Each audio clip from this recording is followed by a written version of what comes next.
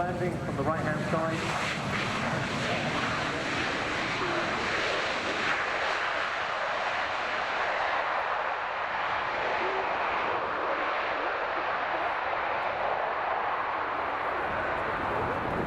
Drogue unit very visible at the front.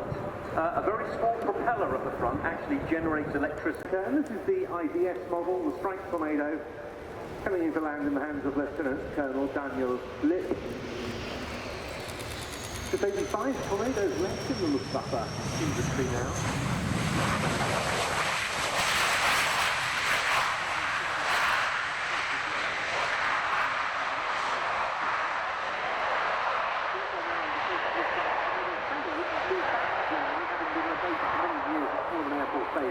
In New Mexico.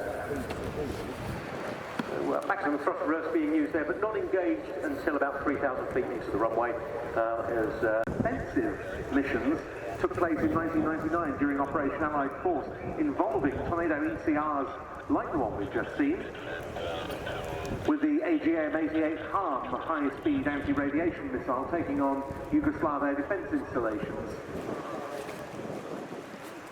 The A400 turns final as we make.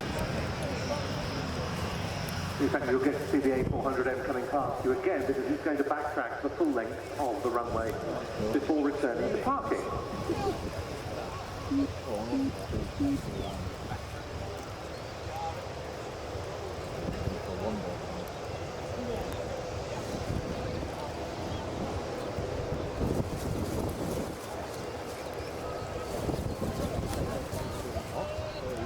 The wind will dry you off. You want to go round your arse, my nethers.